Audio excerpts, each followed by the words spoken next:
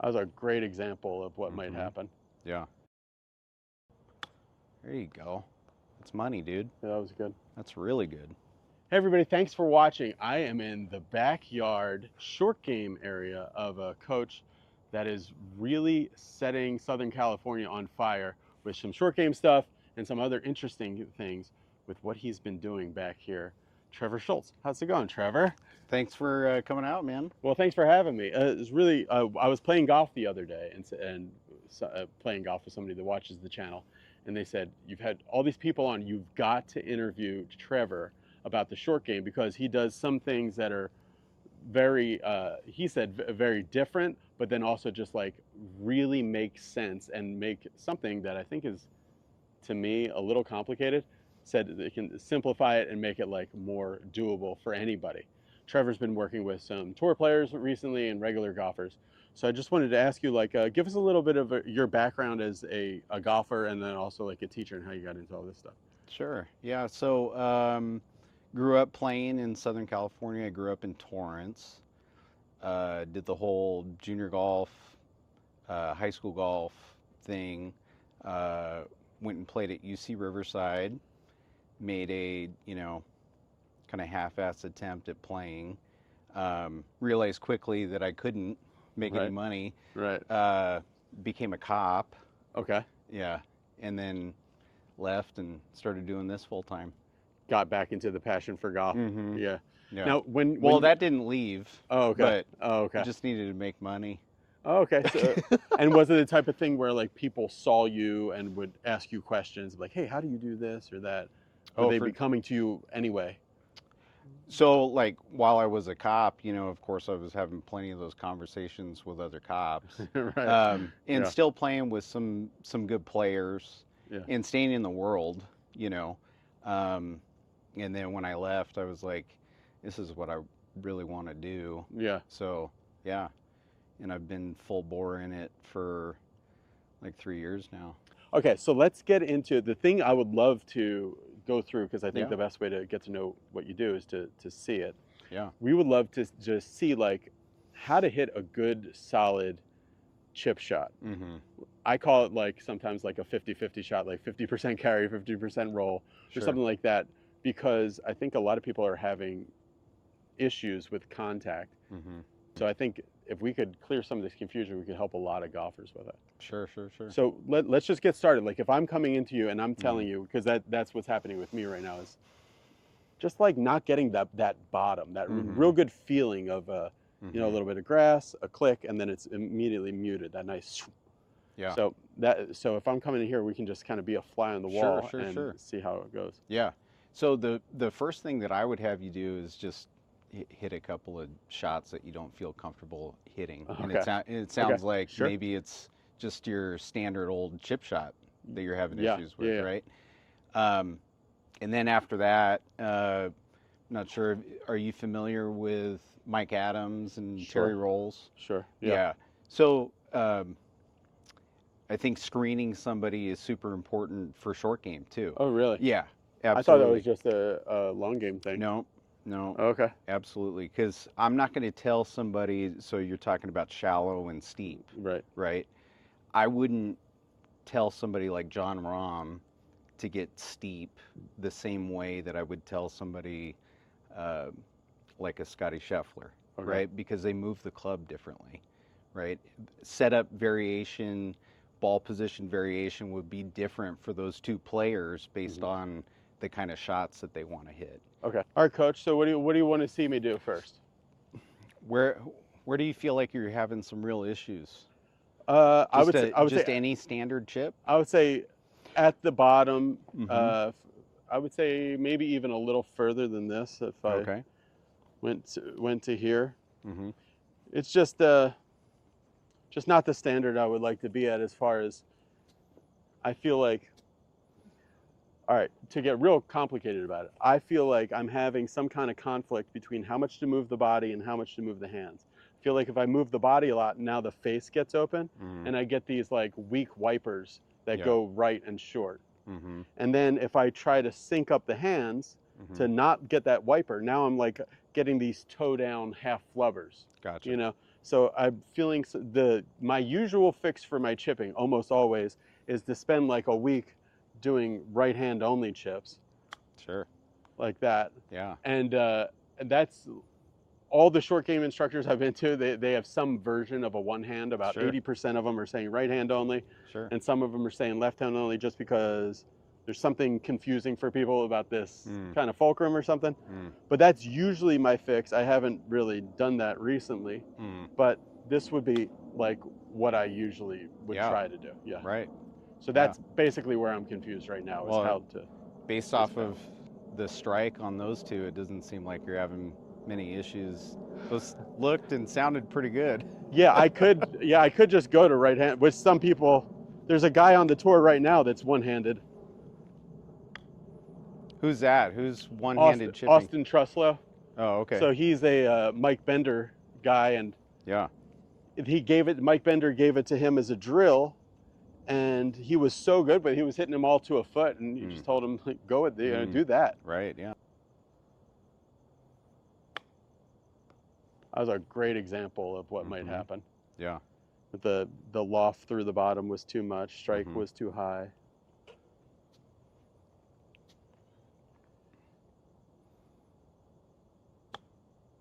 Same thing. It's a little bit of like low point issue maybe. Yeah. Let's see a couple of those one-handers again. Okay.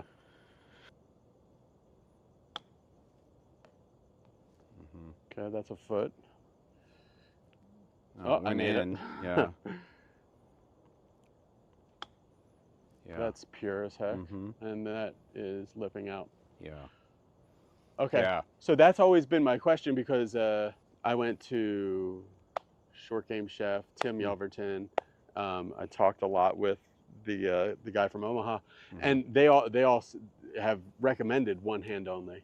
And I don't really understand. I think if I understood why one hand only was so good, maybe I could figure out how to do it with both hands and get some of that structure. On my phone, let's just let's take go a over quick the peek. let's go over the shoulder. Sure, of course. Yeah. So this is prior to screening you here. Okay. Okay. Two-handed.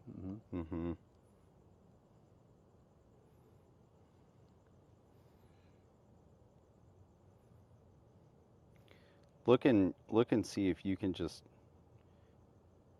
tell the difference between that two-hander there. Just give me your take. Okay. And that one-hander. Okay. Does anything stick out to you, or? I mean, let's just watch this one fly. Yeah, for sure. I mean, to me, with the two-hand, for some reason, I'm seeing me go down at it and then add. Like I'm actually more bouncy in my body up and down, and then I feel like the chest with the two-hander stops here. The one-hander, I feel like the chest leads, and I'm very much more equal up and down. I mean, that's what I see. So the couple of, quick things that I see is length of swing is different, right? This is a little bit shorter and quicker, right? Okay. Yeah. The other thing that I notice is, let's just look at the left knee there, right? It buckles still, a little bit. Still kind of bowed, right? Okay. Like you've got plenty of flex in it, right? And then this guy, just kind of gently go up as you go through the hitting zone there, right? You notice that? Difference between the two looks was, two-hander, this is a little bit extreme, but it was, right? Yeah. And then the one-hander, it was... Show me the two-hander again. Yeah. Just short and stiffer. quick, and like you're trying to stay down on it, right? Remember that as this goes down, I'm sure you've heard this from like Stan Utley before, right? You've seen his stuff. Yeah. So as this goes down, something's got to give, right? Something's got to go up, right? Sure. To make it shallow. Yeah. Well, you mean like club head down and the handle up? Handle up, your body goes up a little bit, right? He's always telling people to finish tall and over on the left-hand side, right? So as this goes down, this has got to give a little bit, right? That's what you did when you hit the one-hander. Yeah. Right. Yeah. Yeah. So one-handed, It's longer, it's more fluid. I guess As the club head goes down, you go up a little bit, the right? usual like golf buddy advice is like, oh, you lift it on or something. So Mm. everybody's always trying to stay down in these Well, chips, and they also but tell you to accelerate too, right? yeah, yeah. And what happens when we get told that we need to accelerate? The radius shortens, we thin it. Yeah, I Yeah. mean, you tense up, right? Mhm. And all these guys that are really good around the greens, they almost have a look of, you know, the club just kind of falling, right? These really good putters and chippers. That's beautiful, man. Yeah, so that's Right? like, so the acceleration curve that you like is much closer to just like zero acceleration. So like if it's going 10 miles an hour here, it's going 10 here and 10 here. In Not like reality, it's going to have 12, 11, 13. yeah, Yeah. it's going to have the look of it going the same pace back and through, Okay. right? Okay. Yeah. I've seen some of the shots you hit sometimes, and it almost looks like a stopper or a decel or something, but it gets so much spin on it. You can swing around this way. Yeah, it's not going to spin much tonight just because the friction is not there because of the right, the just dew. because it's kind of wet, but Oh yeah. oh, trickled. He knows the green. He Right, knows yeah. the read. I know the breaks. Yeah. But yeah, I mean, see, but it's different for different people, right? Yeah. And that's why I like to screen everybody. Okay. So you know what before I mean? we really get under the hood, we would have to measure. And stuff. Yeah. Okay. Okay. Have you done it before? No, It's really I never interesting. did. I've talked to Scott Lynn, has worked directly with Mike a lot, and he's told me about it. Yeah. But so why don't let's do that now then? Yeah. You ready? Let's do it. Okay. Yeah. Cool. Now, why do you think it's so important to get these different measurements? Like, because for me, if a golf club is similar, to everybody, wouldn't just the dynamics of what have to happen be really similar too? Yeah. No. And actually, I've learned this lesson the hard way because what I realized after about a year or so of doing this full time, and one of my players that works with me on his short game had just recently seen Terry. Okay. And after he went through that process and explained to me what him and Terry were doing, I was like, and then I took a deep dive and I started looking at different motions and stuff, and I go, that makes sense. Okay. Why that guy Okay. does what he does, right? And then for me, I came to realize that I had actually been teaching everybody, without really knowing it, to swing around the greens, chipping, putting, pitch shots, my profile. Yeah. Right? Yeah. And so I go, this is the one thing that I complain about coaches doing, which is trying to fit everybody into a mold. I didn't realize that I was doing it too. Right. You know, the player is going to have to set up and grip the club accordingly based off of their personal movements. Okay. And that holds true with putting and chipping too. Okay. For sure. All right, cool. So what do I do? Okay, so the first thing that we're going to do is your height. All right. Put that. Any guesses or? Yeah, 6 feet and half an inch. Okay. 72 and a half. All right. But I'm wearing shoes, so maybe 6'1". Yep, I got you just over 72. Okay.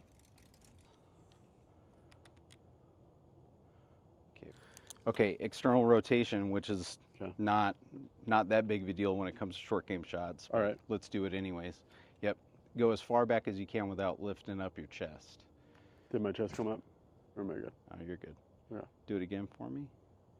Oh, wow. You got a little bit there. Pretty good. Okay. Palms together. Mm-hmm. Okay. Right hand just a little bit lower than the left.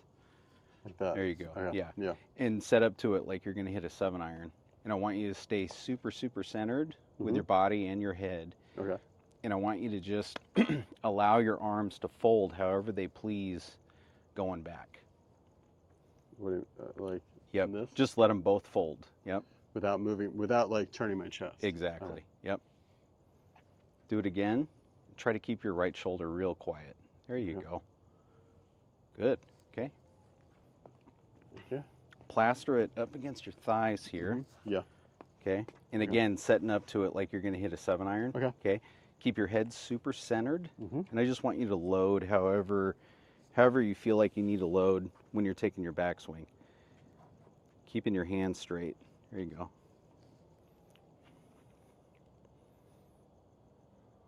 Okay.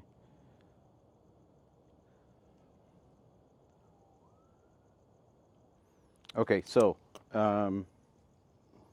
left hand stability test. So what I want you to do is, so like, if I take a weak grip here, Yeah. and I push this wedge up against this as hard as I can. Yeah. I don't know if you can see this, Brendan, or not. Yeah. You see how the toe is popping off there? It's laying open a little bit. Yeah. Now if I go like crazy over the top, strong, and I'm trying to utilize solely hand strength here, right? Yeah. You'll actually see the heel. The toe creeping. digs in a little Yeah, bit. Heel right? comes off. So this is the grip that I use, and I'm able to keep it pretty stable there, right? And this hand, it's all about stability. Okay. Right? This is where our speed and actual face control comes from, is our right hand, right? Where's my other wedge? Just because that one has a mid-sized grip on it. Oh, okay. It's a loner, so I want to make sure Gotcha. that I'm using the correct Gotcha. grip. Go a little weaker and see. It's a toe popping off there a little bit. It's just so little, yeah. Mhm. And if I go like, so I'm like about 2.5, almost 3 knuckles. Yeah. And that's like a 4, yeah, and that one. Actually, that feels pretty good. Maybe I have to be stronger than I think. Mm. Yeah, so you're on the stronger side there. Yeah, now it's coming off. So now it's coming off. All right, so if I go 3, almost 3.5, that seems to be good for me. Yeah. Okay. So let's check this out. Well, when it comes to their screening process, basically they break it down into 4 things. Okay, so you've got steepeners, shallowers, openers, and closers. Right. Okay. Those are the 4 things. And what we're trying to do is put the puzzle piece together based off of how many shallowers and openers you have. Right. You're going to have to change your setup and your grip based off of that, right? So having a shorter wingspan is a shallower. Okay. Okay. Having a longer wingspan is a steepener. So you've got one shallower there. Bicep and forearm, you're pretty close to being the same, but somebody who's got longer biceps, you're going to see them a little bit more deep, right? Okay. People that have longer forearms, you're going to see the golf club a little bit higher up. It's a balance and equal thing, somewhere in the middle, right? So like if I you saw, mean as deep as far as like at the top? like Oh, okay. back Yeah. in here. Yeah.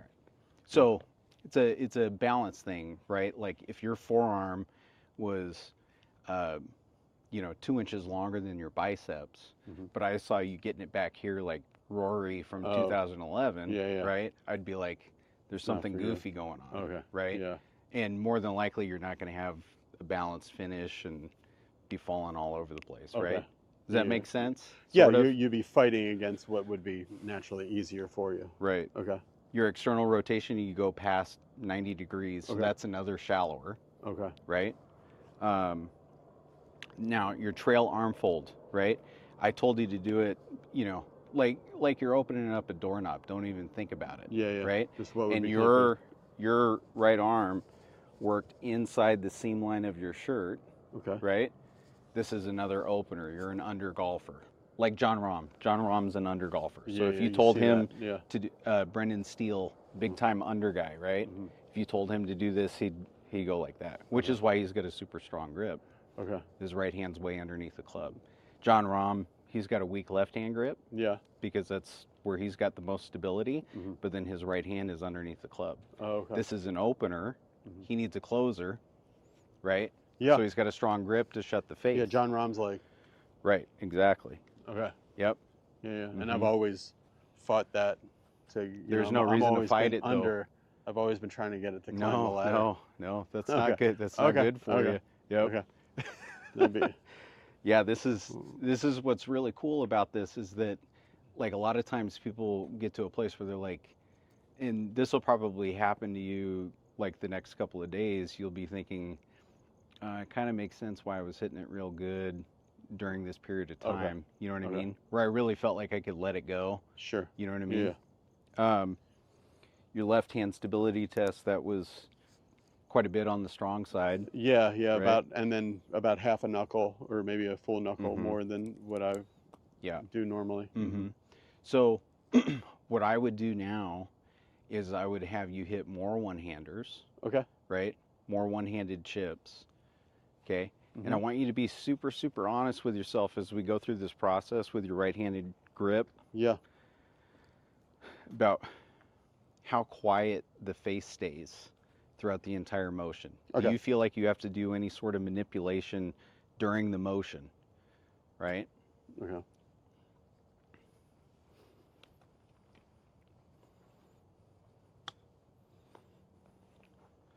So that's pretty much like a side-on grip there. Might be just a touch on the strong side.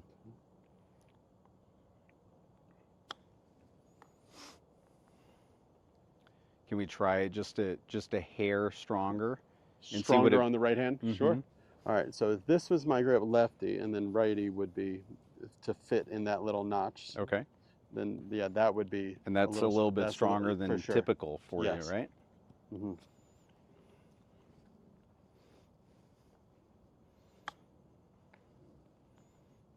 You know what a real quiet face feels like, right? Yeah, where, I do. Where there's a lack of manipulation going on down at the bottom, right? Yes. It feels really quiet. Right.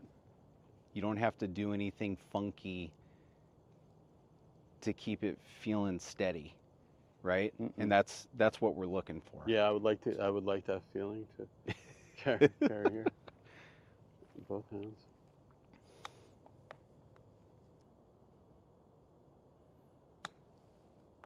That was really good. Does that feel quieter than it does when it's so you got side on, right? So your hand is right on the back of the club, right? I've heard you say this term before in your videos, and then tonight, side on. Can you tell us what that means? Sure. First player that comes to mind is Jordan Spieth when he was playing really good, right? Hand is basically like right on the back of the club. Okay. That's side on. So that's for the guys who the elbow stays right along the seam line of the shirt. Okay. That's where they want to work, right? Okay. Tiger, early 2000s. So that elbow is staying on that seam line on of that your seam line. polo. Okay. Yeah, the super symmetrical looking. There's others that would be deeper than that and less than that. So there's guys like me, right? What is that called? That's on top. On top. Okay. Yeah. So elbows going back behind the seam line of my shirt. This is a big time steepener and closer. Sure. Right. Yeah. Which is why I've got to have a really weak right hand grip. Okay. Right. Gotcha. Yep. So side on, under, and on top. Okay. Right. So for guys like you, who the trail elbow works inside the seam line of your shirt, this is an opener and a shallower. Okay. You need a closer to counter that. Okay, gotcha. Yep. If you get really soft, you feel like you're just letting it go, you're letting it swing back and forth freely, that right hand grip being slightly under is going to feel really good to you. Okay. Right? If you just allow your right elbow to fold. One of the main things that happens if I was doing it before was when I try to move the body, it kind of flays the face open. And then I got to do something to get it back. So if it's a little tighter, maybe that kind of restricts it. When you say tighter, what do you? Sorry, a little tighter, a little stronger. Oh, gotcha. In the right hand grip. Gotcha. Yep. Then that keeps it from doing that as much. Right. As the. Well, you're working against yourself if you have a weaker grip. Okay. Right. Well, I always thought, like, one thing I used to do is I would actually, and you hear a lot of people do this, they weaken their grip for short game shots. Yeah. And when I would get frustrated of seeing my shots go too far, then I would turn it in like that, and you're hitting it pretty weak. Yeah. That was pretty bad. Yeah. The thing is that we've got so many good examples of guys who have got great hands that don't change it up when they get around the greens. I mean, Trevino had great touch, right? Yeah, And Azinger did. And Azinger, yeah, Azinger was unbelievable around the greens. Okay, so still do this one-handed and still. Well, I want you to be for sure about your right hand grip. Okay. Right? Yeah. For you to be able to tell me, yeah, that is super quiet. I feel like I can get really soft in my right shoulder and let it swing back and forth, and I don't have to manipulate the face at all. That's what I want you to get to.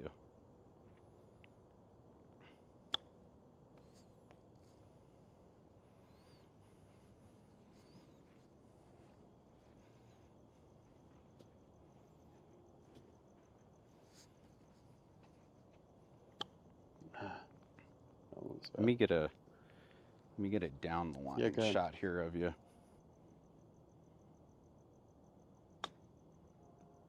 That was a really good one. You feeling like that right shoulder is the real soft? One I hit bad, yeah, it kind of dipped to get under it. Yeah.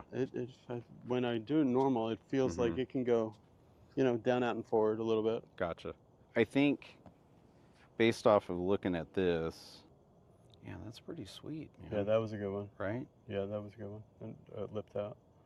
And some good rhythm and some freedom to it. Doesn't look like you're having to fix anything during the motion. It looks... Yeah, grip pressure-wise, too, I felt like when I went stronger with this hand, I didn't have to squeeze it as hard either. Right. Yeah. Right. Well, it's because your subconscious is letting you know that you're in the right place, right? It's supported. Yeah, that you're going to be able to move your body the way that you're supposed to move your body and not have to fix anything down at the bottom. Okay. Right? Yeah. Yeah. Really, the only way I can get my right hand on there right is to put the left on there. Yeah. Just to verify that it's not... That fits. Yeah. There.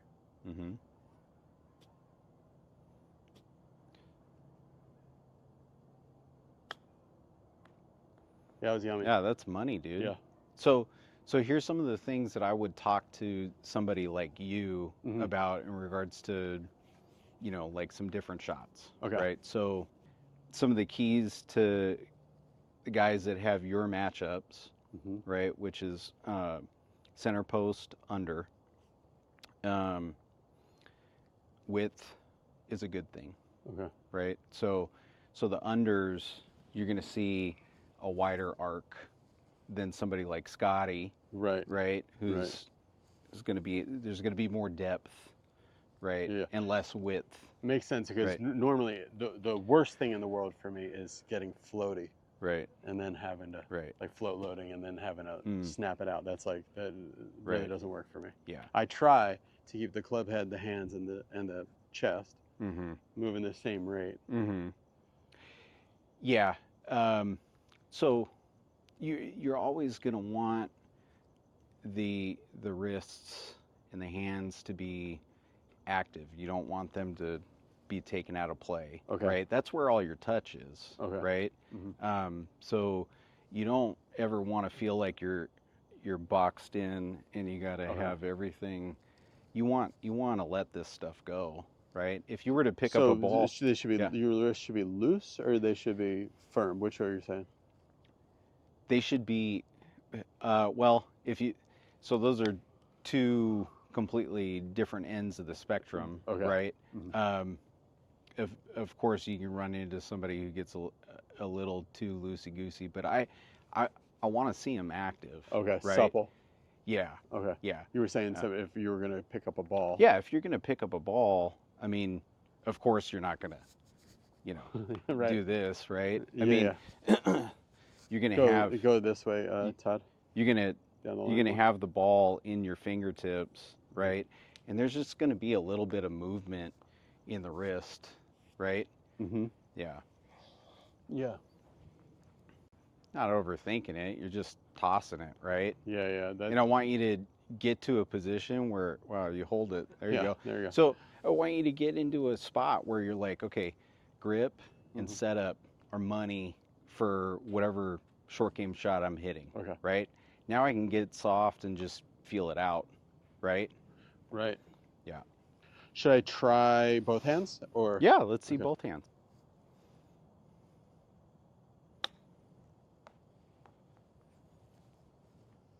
Slightly thin. Ah, darn it. I am thinking a lot when I put it on there. Do want Think to get about that. trying to hit just a wide, smooth draw with an open face. Okay. So set up with the face open. Mm-hmm. Okay. And Just a wide. Yep. Just a wide, smooth draw. There you go. That's money, dude. Yeah, that was good. That's really good.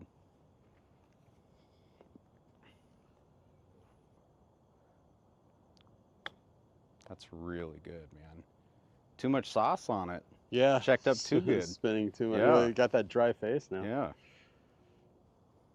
How's my acceleration? So on a couple of them, it looked a little forced, but for the most part, it looks really good, dude. Okay. Yep. That was great. Thank you so much. Yeah. I mean, talk about a quick fix. That was really cool.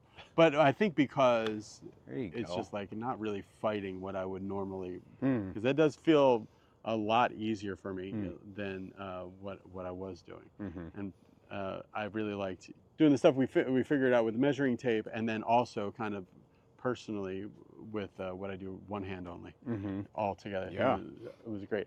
If people are interested in trying this stuff out and visiting you, what's the best way to contact you? At Trevor Schultz Golf on Instagram. I've got a YouTube page, post stuff every once in a while. Yeah, DM me. Okay, cool. Yeah. Trevor Schultz on Instagram. Thanks for watching, everybody. If you want to see the entire lesson unabridged, go click the join button here on YouTube and become a member of the Be Better Golf Club. You'll see all this stuff, all the raw footage immediately before I edit it or whatever. You'll see it up on there. Thanks for watching.